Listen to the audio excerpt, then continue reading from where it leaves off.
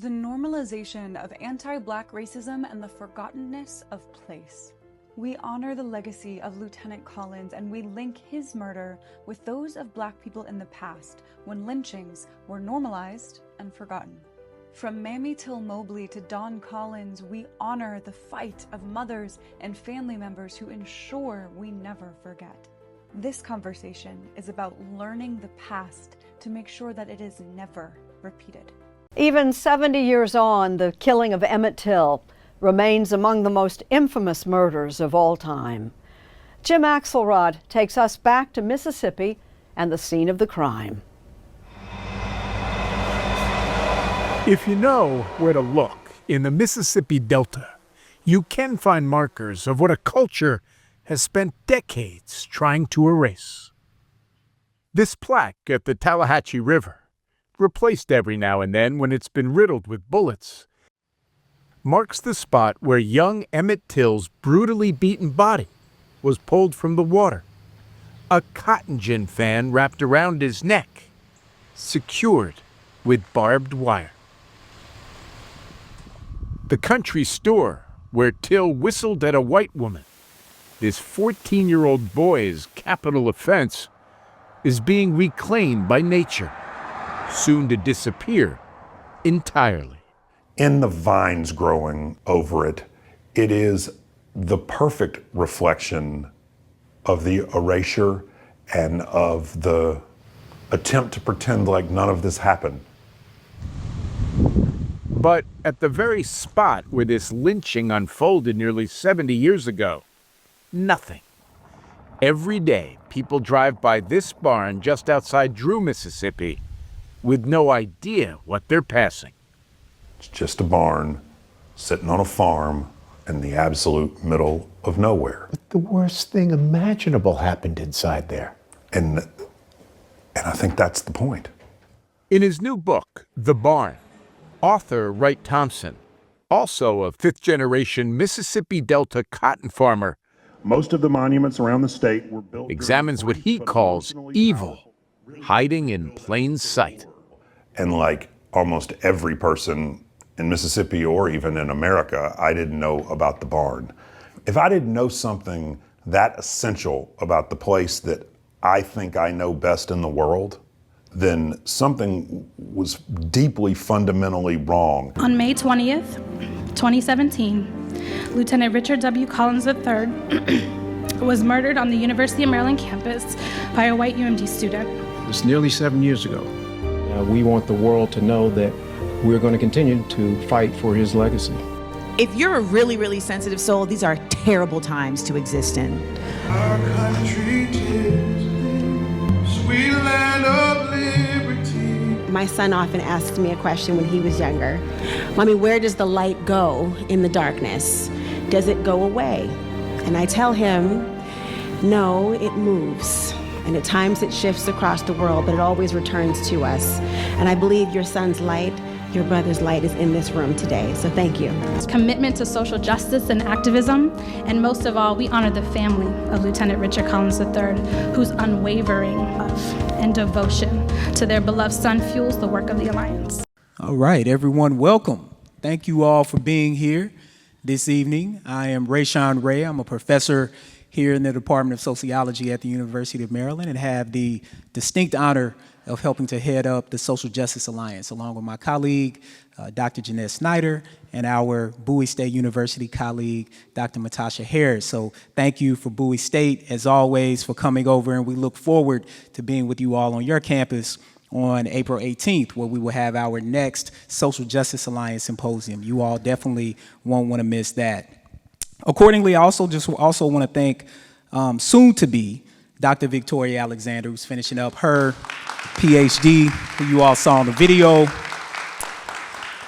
and the Clarice staff. I just continue to be amazed whenever we have events here at the Clarice, so we really, really appreciate all of the staff for being here as well. And again, for all of you all for coming out this evening, we definitely appreciate it.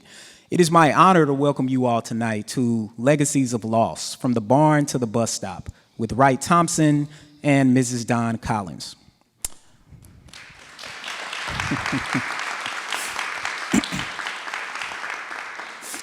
Mrs. Dawn Collins, since 2017, when her son, First Lieutenant Richard W. Collins III, was violently murdered in an unprovoked attack on our campus by a follower of a white supremacist Facebook group.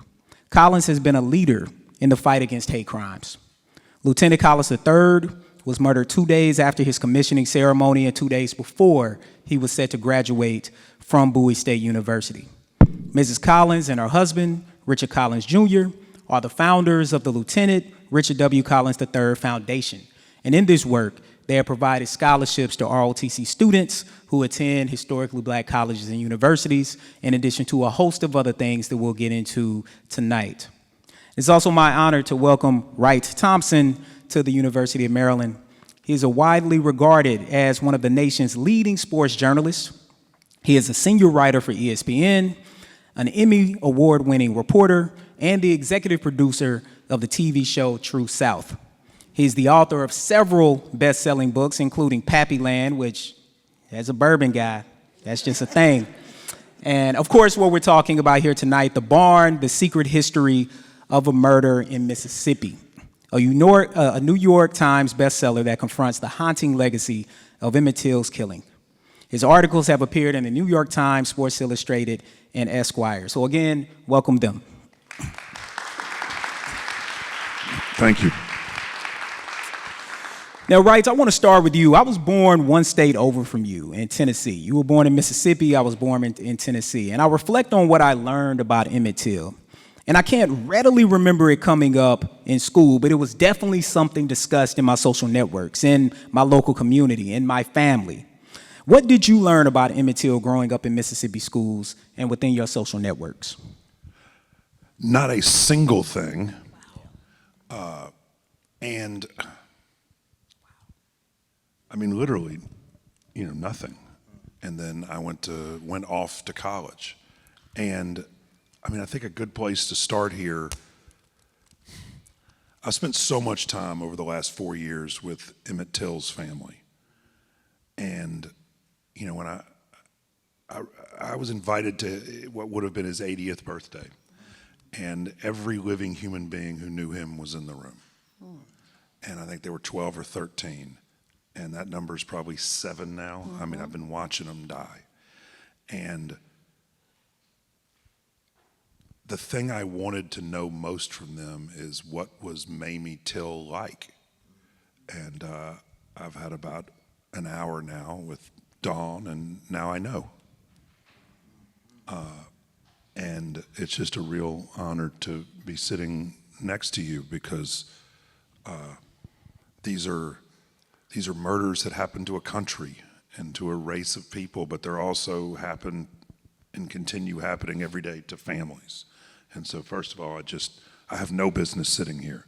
And so I just wanted to say that first. I'm happy to play a small role in making sure people never ever forget Lieutenant Collins, just as it's very important for Emmett Till's family to remember that no one ever forget him.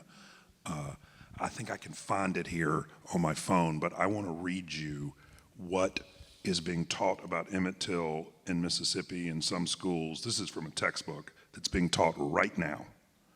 So just so you get a sense of sort of what we're doing and why this work that this family is doing is so important. This is a good painted, got it, here we go. She's already getting the Kleenexes ready, which means I'm gonna need them too. Let me just tell you, I'm not gonna make it through this.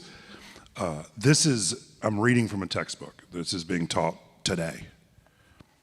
In 1955, J.P. Coleman, the Attorney General from Choctaw County, was elected governor in Mississippi's first general election after the Brown v. Board of Education decision. Coleman promised to keep the schools segregated. He proved to be a moderating force during a very difficult time.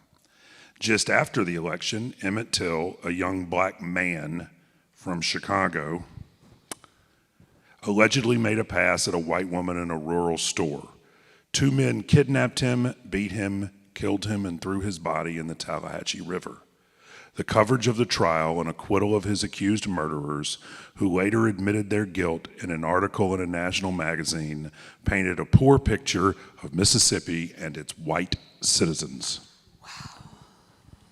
Like right now. That's not from like 1959. That's not from 1996 when I graduated from high school. So I say that to say I didn't know anything. And conversations like this aren't just tilting at windmills or bailing out a boat with a thimble. Like, this is how you stand up and say stop. So it's just a real honor to be here.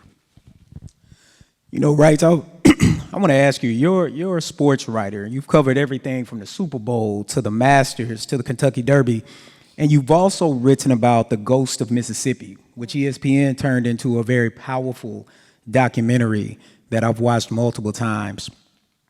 The article that you wrote discusses opposition to integration as James Meredith became the first black student to attend the University of Mississippi. How does this work shape how you approached writing The Barn?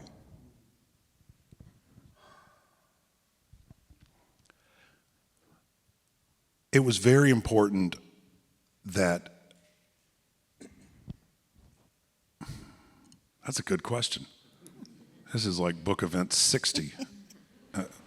I'll tell you what it is. It's that I have no idea how we go, you know, if we've gone from the barn to the bus stop. I don't know where we're trying to go, but I know that the very first step in whatever that insurmountable feeling thing is to tell the truth. Tell the truth. And just say, hey, this is what happened. You know, I used to really, before this, I used to really think, and this is so stupid and naive now, that the line was between good people and bad people, or good and evil. And now I just feel like it's mostly between brave and cowards. And there are a million reasons to be a coward, you know, but I feel like just telling the truth is, so like they were both born of the same impulse, which is, if I don't know something that fundamental about the place I claim to know best in the world, then I'm not really from anywhere. And so in some ways, both of these projects are a search for home. You know, Mrs. Collins, I'm curious how your reaction, I saw your reaction when Wright said, I've always wondered what it was like to meet Mrs. Till. And then he was essentially saying, I've now met Mrs. Collins and I know. And as we think about truth and we think about the importance of place, I'm curious how you react to that as a mother, thinking about what Mrs. Till was going through and the bravery she showed in terms of choosing to have an open casket, the way that you have pushed to ensure that we never forget and that we continue to lift up your son's legacy, and that we think about place as we think about the plaza on the other side of campus and how that is now ingrained and enshrined in our campus in multiple ways. I'm curious how you react to Wright's comparison for you as a mother. Wow. So thank you again for allowing me to share the stage with the two of you. And Dr. Ray, you know what the Collins family thinks about you. And Mr. Wright, again, I'm a mom. That's it. I tell people I'm a mom with a shattered heart. And there is nothing that I would not do for my children. So when I hear what you say about Miss Mamie, as I said to you in the back room, I had the privilege of meeting Erica and Miss Ollie. Miss Ollie is Emmett Till's first cousin. And this was maybe a few months after Lieutenant Collins was murdered. And when she told me about the strength of Miss Mamie, it was then that I decided I can do it. I was at Erica so Ollie is also, was Mamie Till's best friend too. I mean, they grew up sort of like in two sides of a duplex on the south side of Chicago. And I was at Erica's funeral, and it was, you started realizing like, who's Oscar? What's the man's name from Fruitville Station? You know what I'm talking about? Oscar Grant. Yep. Oscar Grant's family was there. And what you start realizing that whenever this terrible thing happens to somebody, it's happening to them for the first time. And the Emmett Till's family has always gone out of their way to show up and just say, we know what the next 50 years of your life are going to be like. And if you need, like, we're here. And like, I'm sure you had that experience, but to see the number of times they just quietly show up places without, you would never know they were there. They're not looking for TV cameras. Anyway, I when you said that you'd met them, I smiled because I wasn't even surprised at all. I was like, oh, of course you have. They were everywhere. But it was life-changing for my husband and I, that this was done to this little boy. He was a little boy. And you know, And Lieutenant Collins was just standing there, living his best life. He was celebrating the fact that he was going to be able to serve this country. And in a matter of seconds, someone approaches and says, "Step left if you know what's best for you." And he says no, and that's the end of it. And I can't fathom what goes on in someone's mind. And I'm going to tell you something else that my husband and I heard from someone that was so disgusting. Having this conversation, he made the comment, well, you know, he was drunk. Who gives a... Now, you all know, we've all been to college. And what do you see in college? Drunk people. Yeah, but how many of us stab someone? None. So that's as my husband often says, what are you doing is a justification of that cancer that tends to be in this country called racism. And people refuse to look it in the eye, as you said, and tell the truth. And that, you know, I mean, Emmett Till liked comic books. His mother, in her garage until the day she died, kept his toy train set and his bicycle. They're there right now in Chicago. She has a storage unit. Yep. And I just...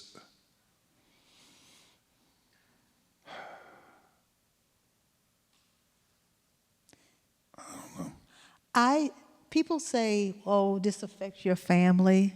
I go one step further. This affects the country. And these are the things that we know about. Emmett Till, we know about. Well, Lieutenant Collins, we know about. Think of all the others that we don't know about. And, you know, I sat on the banks of the Tallahatchie River with Emmett's great niece, Emmett Till's great niece, who was Moses Wright's granddaughter. And she was staring at the Tallahatchie River, and I just said, what are you thinking about? And she said, and it surprised me, but she said, Emmett got out. Wow. I'm like, what do you mean? And she goes, he got out of the river. Most people didn't.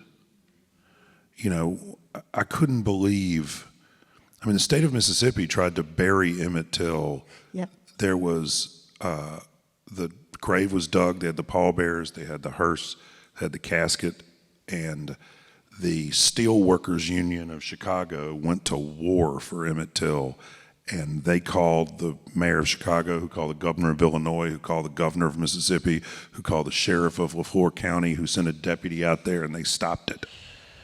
I mean, they beat them by like 20 minutes. And if they don't do that, none of you have ever heard that name. I mean, you're 20 minutes away from no one in this room ever having heard the name Emmett Till. And I say that, I guess, to say that, I don't know if, there should be a monument on this campus. It should be the very first thing everybody says on the first day of orientation when you come here. Most definitely. Like, I don't, you know what I mean? Like, I don't, it never forgetting, it's also celebrating our values. It's saying, we want you to remember that this university honors the person who wants to join the Army. This university honors the person who wants to serve their country. This university honors this life as the exemplary, sort of the highest evolution of what we could imagine someone on this campus being. And so, it's just tremendous to be able to sit here. Yeah, I mean, most definitely. And, RIGHT, and as Mrs. Collins knows, and members of the Social Justice Alliance, we've worked hard on both campuses to not only bring students together and do programming, but President Pines and President Bro have been very supportive. Accordingly, when it comes to orientation, Lieutenant Collins is a module that students go through. We have a Terrapin Strong program that they go through. We now have a Lieutenant Collins workout that all of the ROTC goes through, and Mrs. Collins and Jeanette are up at, 5, 6 a.m. in the cold, watching them go through this workout. They're serious. They're serious about it. I'm not doing that. Yeah, they're serious about it. And, and by the way, Mr. Collins looks like he could still do it. Oh, yeah, of course. Yeah, he can do it in any given day, for sure. And one of the things, Mrs. Collins, that you talked about is what happened to Lieutenant Collins. And I always think it's always important when we think about step left, if you know what's good for you, is who the person who murdered Lieutenant Collins chose not to harm. Lieutenant Collins wasn't just serving his country, he was also living it domestically. And at the time that he was killed, he was with a white man and an Asian woman, showing the racial diversity that all of us should be embodying.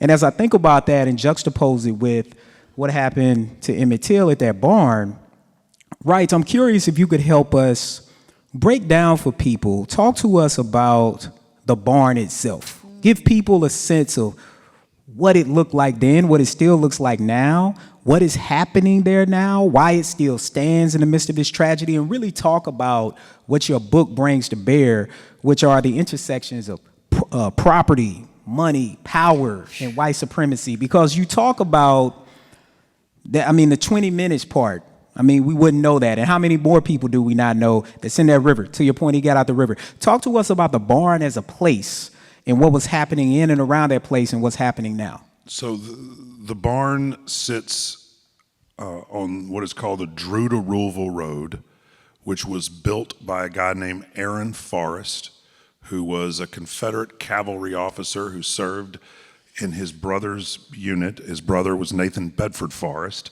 who was the Confederate general who was the first Grand Wizard of the Ku Klux Klan.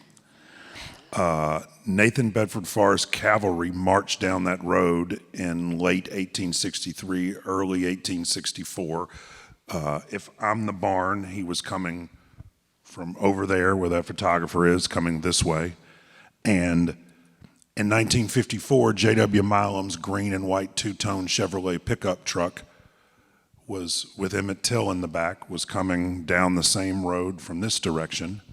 And I feel like in some parallel universe where time doesn't work how we think that it works, those horses and that truck pass each other night after night after night after night after night.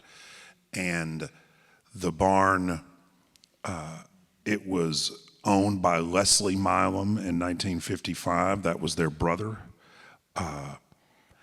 It is still sitting there.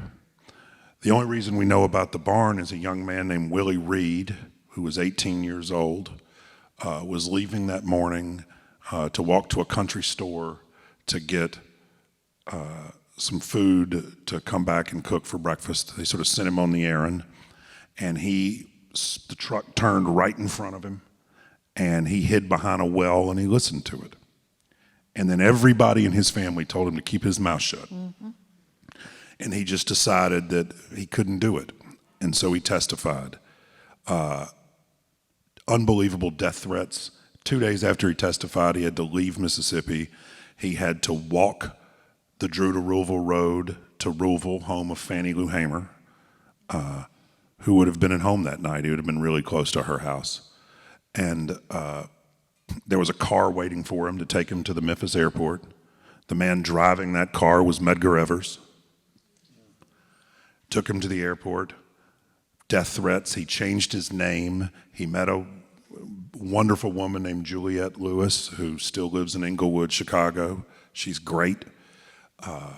And they were married 15 years before she knew any of his history, never said a word about it. She knew he had nightmares and would scream in his sleep, but she never knew why.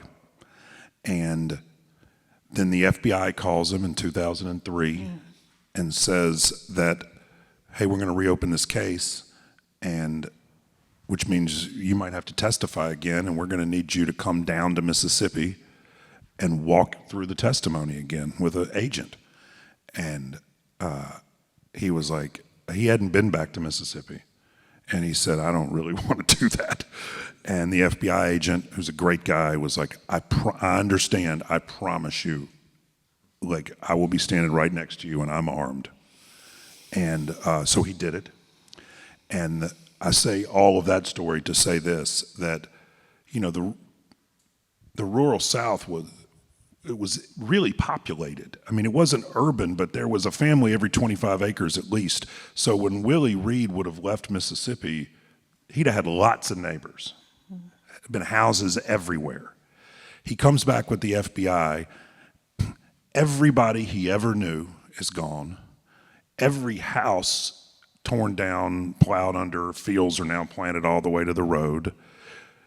Everything about the life that had been his until he had been forced into exile was gone, and somehow that barn was still standing there. Wow. And it was just some guy's barn. There's not a marker. There's just, the guy has Christmas decorations in it and a Johnson 9.9 horsepower outboard motor. And the FBI agent, who was a really hard guy, I mean, 75th Ranger, like, you know, like one of like combat jumps, and before he got in the FBI, and he said it's the most emotional thing he's ever seen because, you know, 75-year-old Willie Reed, or he changed his name to Willie Lewis. So 75-year-old Willie Lewis became 18-year-old Willie Reed right in front of him. And he said he sort of lost his balance, just like it was like overwhelming being back there. The barn belongs to a dentist, but it is in the process of being purchased by the great American and filmmaker Shonda Rhimes, who reached out and just wrote the check so that it would become a monument. Wonderful. And you know, I feel like all the answers to all the questions we don't want to ask live in that barn. Yes. So I'm glad it's being saved. Yes. You know, Wright, I want to ask you about Shonda Rhimes. She said about the barn that it changed her, quote, outlook on the world. Why do you think this book resonates with people this way?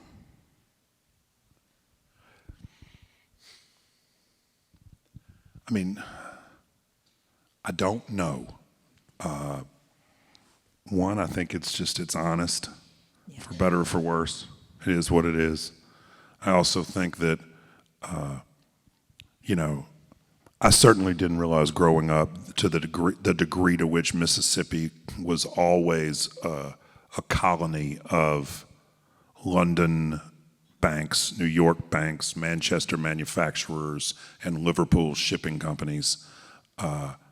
You know, the barn sits in Township 22 North, Range 4 West, and land is divided up into townships and ranges. And the first landowners there were the Delta Land and Pine, which was owned by the Manchester Fine Doublers and Spinners Association.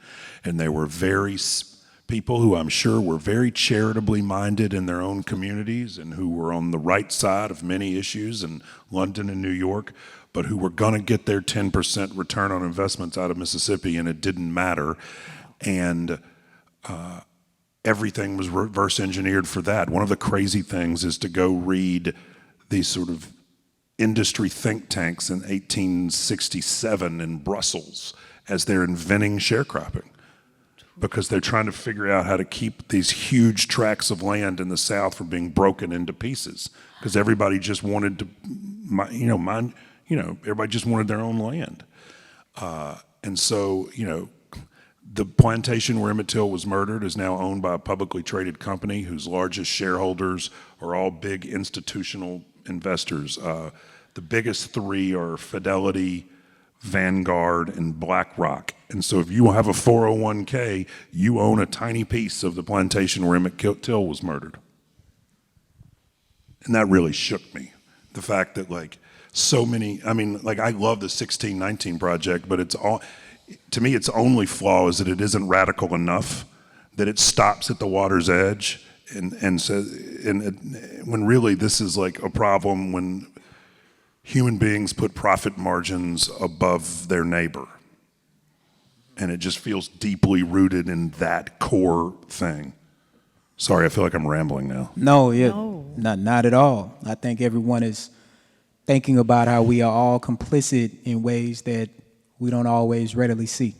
Well, I don't want to blame, I am. Everybody else is up to them to sort of see it. But, I think all the time about, I grew up, my father was a civil rights lawyer. As we were just talking, we had a cross burned in my front yard in 1982. I think most men either want to be like their father or absolutely nothing like their father. And all I wanted in the whole world was to be just like my dad and have him be proud of me. And in the last 2 months, I've been traveling around talking about this, 3 months, however long it's been, believe me, it has occurred to me that if my father would have been a staunch racist, then I would have been too. Oh. I've thought about that so much that I just got lucky in my parents. And, my grandfather on my dad's side was incredibly racist, but mostly just a violent drunk who would make my dad and his brothers fight each other to entertain him and his gambling buddies. And so clearly my father was just I'm going to be the exact opposite. And so he got lucky too. As we think about fathers and lineage, most people know about the two men who were charged with Till's murder and ultimately acquitted by an all-white jury, and then later admitted to be paid for the story. Your investigation, however, places up to potentially 8 people at the barn during Till's murder. Can you talk to us about that? Well, here's the crazier thing. Since the book has come out, I have heard from 2 different people who put 2 more people there. Oh, wow. And so, Keith Beauchamp is a great filmmaker, and he's made, a lot of really great movies. And Keith says there were 15 people there, and I've just made fun of him to his face. Not behind his back, but I just be Keith, you can't get there. I can get to 8. I could get to 8 people. And then the book comes out, and now I can get to 10, and now I might have to eat all that stuff I said to Keith Beauchamp. But it keeps expanding. We don't know everything, still. Right. Somebody else is going to come write another Emmett Till book and find out more. One of the reasons I have all of my endnotes and footnotes are so hyper specific is that I want to make it easy for the next person to strip my thing for parts when they want to do the next thing and keep pushing it forward. I just think telling the truth and never forgetting are just the bare minimum of citizenship. Yeah, as an academic, we definitely appreciate endnotes. Oh, look at this. You got a friendly crowd. Yeah, no, they're not, let me just tell you, they're not 3 other rooms in America where that joke lands like I it know, landed right? just now. That's unbelievable. I know the rooms that I'm in. Academics, we find interesting things pandering. Funny. Terrapins, whoop whoop. I mean, you might as well have done that. We like endnotes here. Speaking of endnotes and speaking of where things like this go, Mrs. Collins, I'm curious if you could talk about the Lieutenant Collins III hate crime law in the state of Maryland. Yeah. Because when we start talking about endnotes and how to put things together, and I'm thinking about RIGHT talking about now up to 10 people, and how, I'm thinking about law in Mississippi compared to Maryland, and we'll get to that in a second, but I'm thinking about what it would mean for other people to be there and the law to potentially hold them accountable that potentially gives them plausible deniability. It says, oh, well, I didn't touch him. Right. I didn't hit him. I didn't touch his body. So can you talk about the law and how we've strengthened it in the state of Maryland? And then I'll get RIGHT to reflect on that. But walk us through that. So again, my husband and I had no idea. You get there, your child is being murdered. We say, hey, then there comes the law. The law in the state of Maryland at the time says hate had to be the sole reason that an act was committed. My husband and I spent many times saying, there is nothing in life that is your sole reason that you do something. So who even wrote that law? But think about this. That law wasn't supposed to be, in my estimation, to convict good white people. No, because I'm just thinking if you're a defense attorney, okay, That's right. And that's part of the reason why. And I was in court that day when the judge threw that out. And it speaks to people participating in the political process, right? And I remember that day vividly. And I remember your reaction and Mr. Collins' reaction and others, your family members. Your cousin was from New York. He had came down. And so take us from there to the strengthening of the law, which now reads that if hate is a part of the process, correct. That's how I interpret it, correct. Right? So kind of walk us through that and talk to us about that process. It was amazing that after that happened, two people that I remember, and she's now a sitting judge, Judge Allen, Judge Lakeisha Allen said, we're going to do something about this. Judge Allen and State's Attorney Braveboy met with myself and my husband and says, we're going to lobby and we're going to change the law. And again, you wonder how this is going to happen, but we were able to do it the first time around. But we went up and down Annapolis.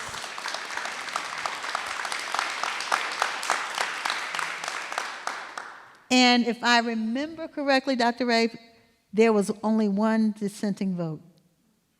That sounds right. About that law not being changed. Now it states that it can be in part. So I call him the monster, I do not say his name, had disgusting things on his phone. He was a follower of Alt-Right Nation. He had disgusting things on his computer. What more do you need? But the law was not there. So the judge says. You know what really frustrated me about that is sitting in the courtroom and watching the jury.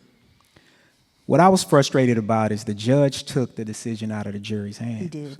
Because I actually think that the jury, well, they were ready. They would have found him guilty of the hate crime law. And I just want to say that was when we got to Annapolis, that was when I had the pleasure to interact with Dr. Natasha Harris. Both of us were fortunate to testify on the Lieutenant Collins hate crime legislation. And it's no surprise that we're here now in our capacities, given what we've learned about you. You know, RIGHT, I'm curious, as a fellow Southerner, if you could ever see a bill like this, a legislation like this in the state of Mississippi.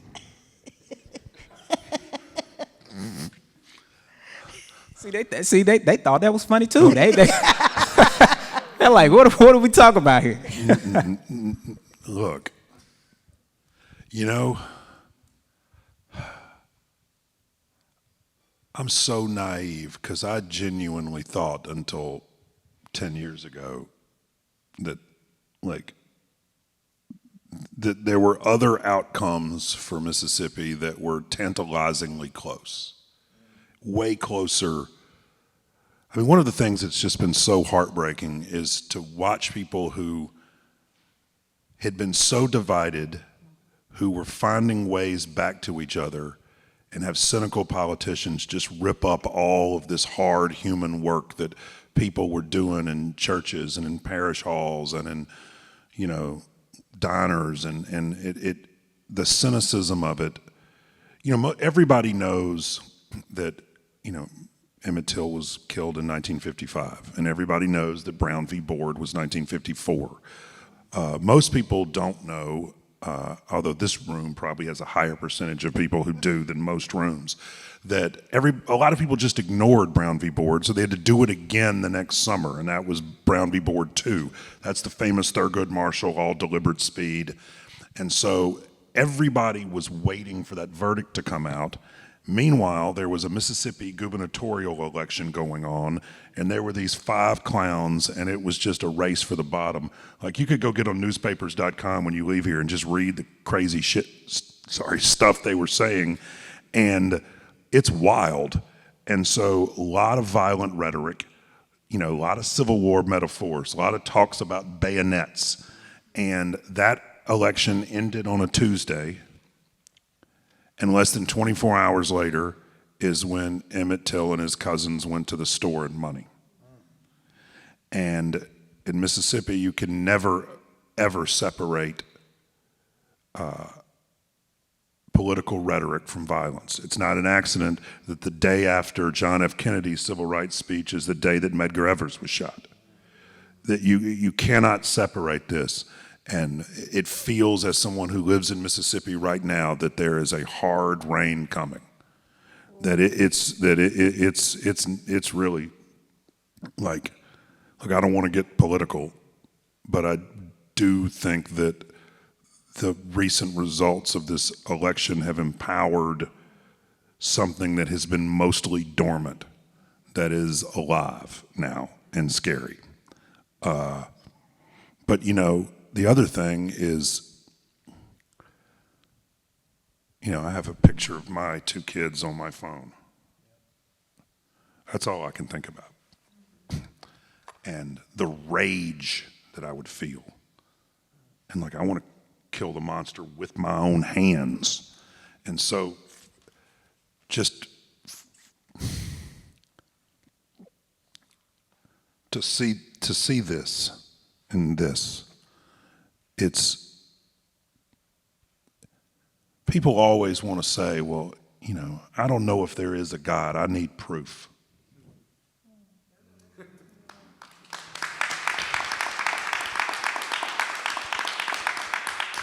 Because there's a grace there that I don't think I don't know. I mean, I'm sure it's been a journey, but just being willing to talk about this over and over and over again, even if we all agree that the reason is noble, is both incredibly brave and also proof that there has to be some higher power that gives people, you, but not just you, Trayvon Martin's mother, George Floyd's family, Emmett Till's family, that gives people the courage to go on as opposed to just turning to sort of total nihilism. Anyway, it's a real privilege, truly, to be sitting here. I mean, I'm rarely speechless. Yeah, I mean, I want to ask a few questions from the audience because, I mean, they just have such great questions. Adonis Soul, where is Adonis? Adonis in here? Oh, yeah, okay. Adonis asked, and it's right in line with what Wright was just saying about you, Mrs. Collins. He asked, how does it feel to know you've transformed a tragedy into a superpower that will empower young men, women, children, and parents well beyond your years.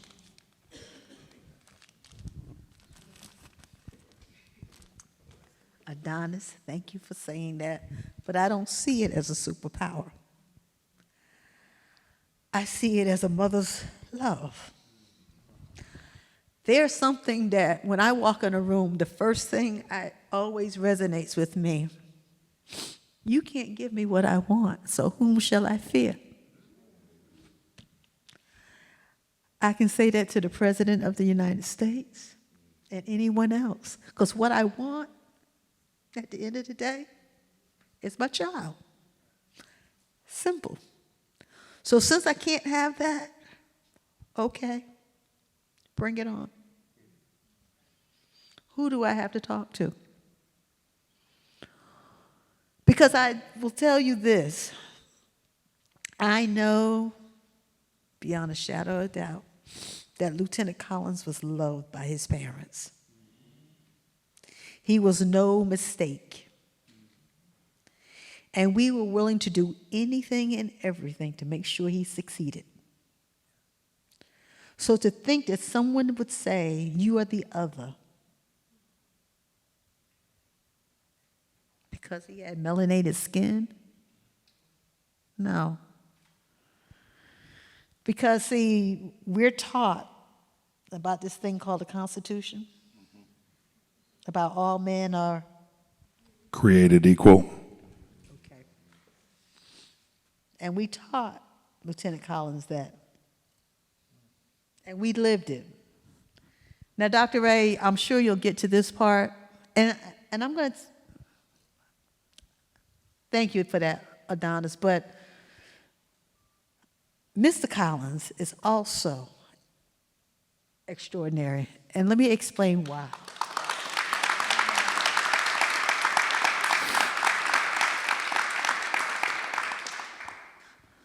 I hope he doesn't mind me. His story. It's too late now. It is. Mr. Collins' father was murdered by a white man. His father had just returned from the Korean War. My husband never knew his father because he returned from the Korean War, became a domestic, was walking home one evening, and this white man said he thought he saw him looking in someone's window and went and got a shotgun and killed him. This man never served a day in jail. Didn't happen. Lived out his life into the 80s. Now, that would have been, in my opinion, a reason for my husband to have had a rage against everyone in society. But what does he do? He goes and joins the military and becomes a servant of this nation. And then what happens? His son is taken away. So yes, Adonis, I thank you, but the strength of our family is my beloved husband of almost 40 years.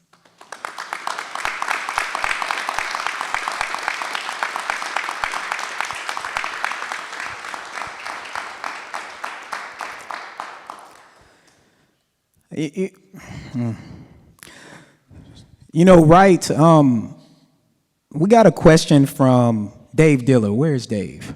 Hey, Dave. Dave asked, I think, an important question, right? I want to get you to respond to it, and Mrs. Collins, I want to get you to respond to it too, because as we think about these tragedies that we're discussing throughout history, and I appreciate both of you sharing your family stories because they help paint a picture of why you're here. And, you know, right, when you were talking about if you had a different father, and I think about those men who were in that barn, they had kids, and those kids had kids. Yes. And they're our ages, and what does that mean, right? And so one question Dave has, which is really important, is how can those of us with privilege, whether we're talking about race, whether we're talking about gender or what have you, how can those of us with privilege continue to help make progress, particularly in the current political climate? Well, the last 8 words changes it. I mean, on a certain level, like the first part of that question feels like just basic stuff, you know. Be empathetic, be kind, don't do unto others as you would have them do unto you. The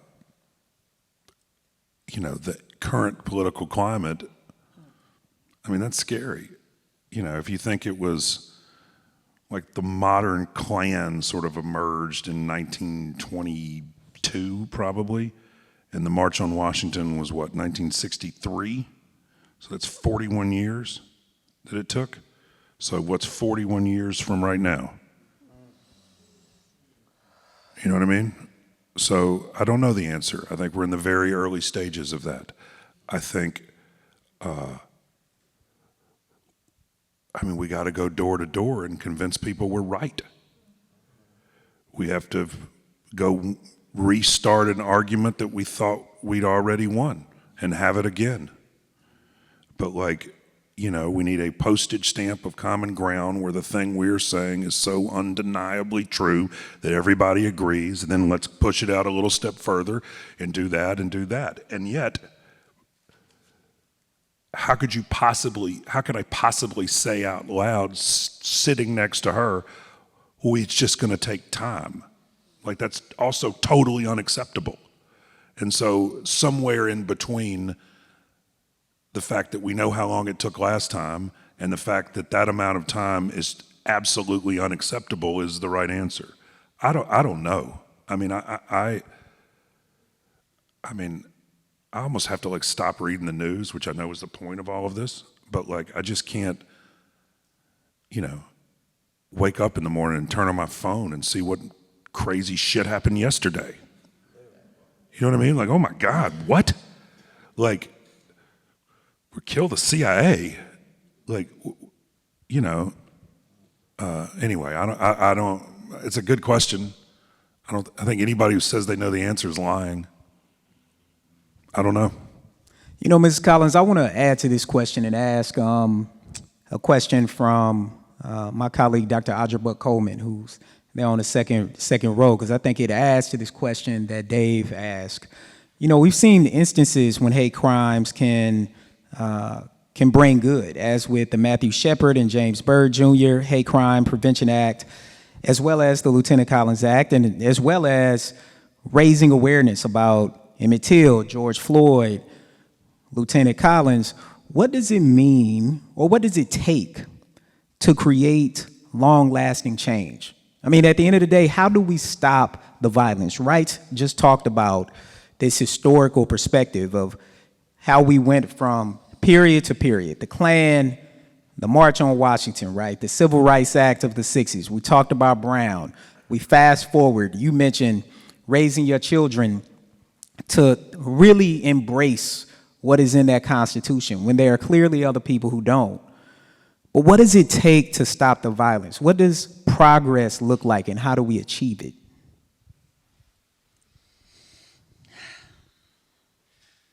The greed factor. Greed. We were in the back.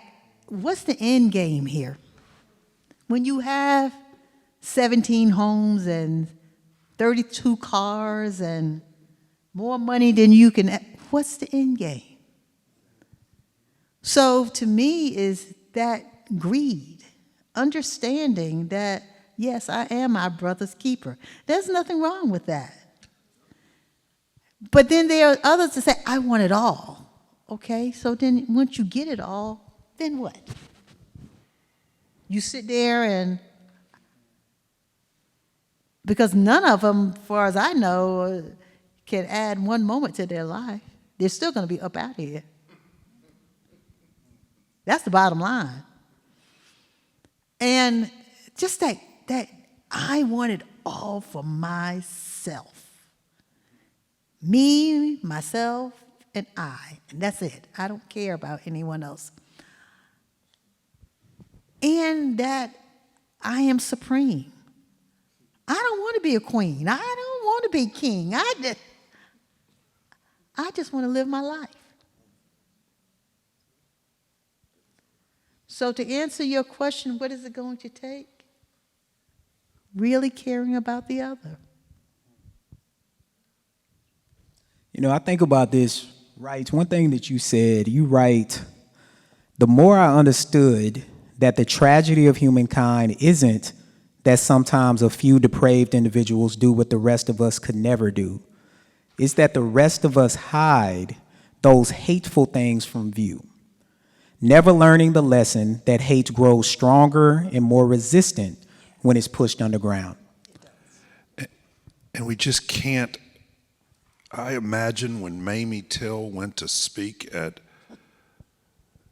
a church in Washington, D.C., which she did in 1955, I bet there was a parish hall, I bet it was very much like this, and I bet people were asking the same questions, and I bet there was some white dude up there sitting next to her trying to give the same answers, and the thing I keep thinking about right now is if we don't do anything else, we have to stop putting the burden of this on mothers who've lost their children.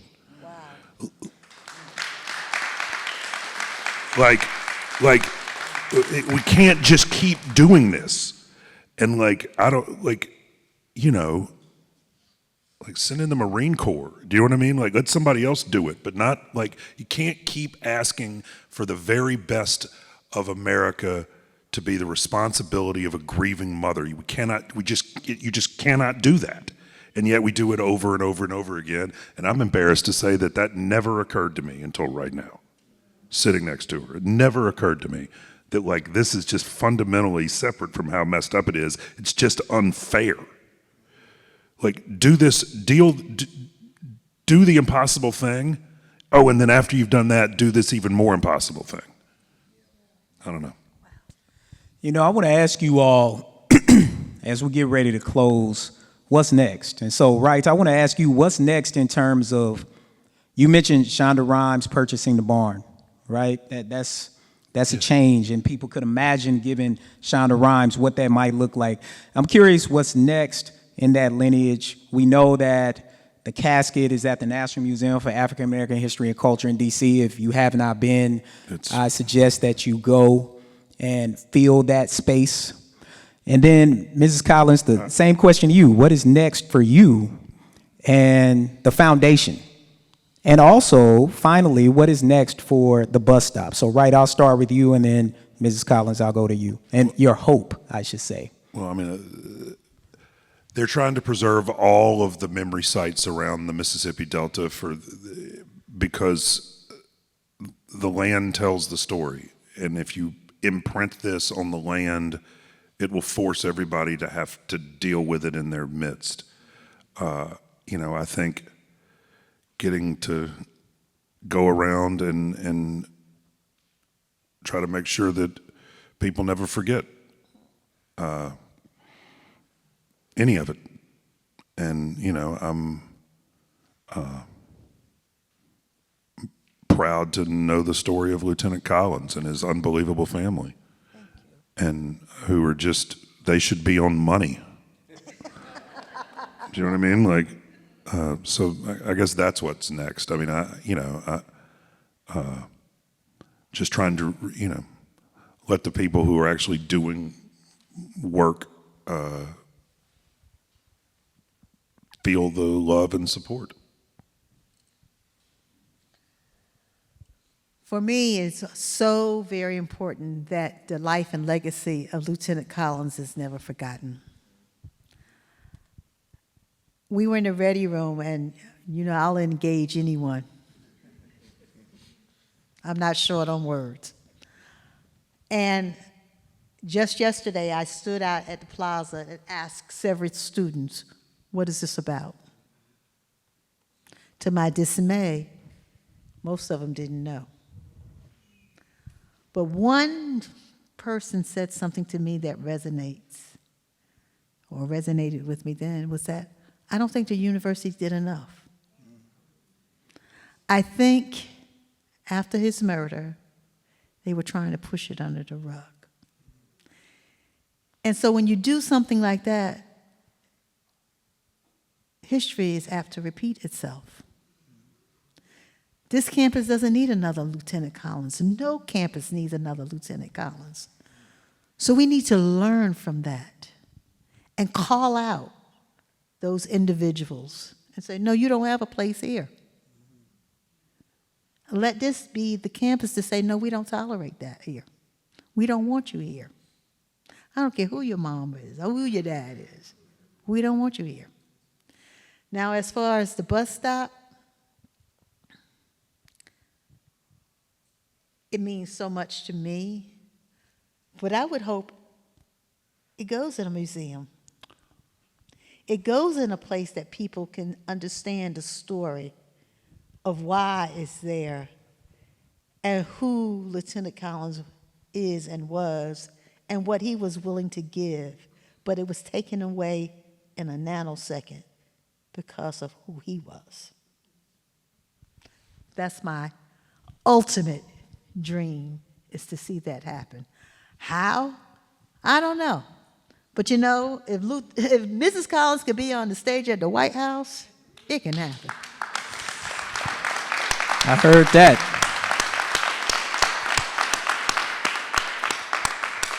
And on that note, we are unfortunately out of time. And I think that if you're like me, I mean, I always learn something whenever I'm in the presence of the Collins family. And RIGHT, we really appreciate you being here, for writing this important book.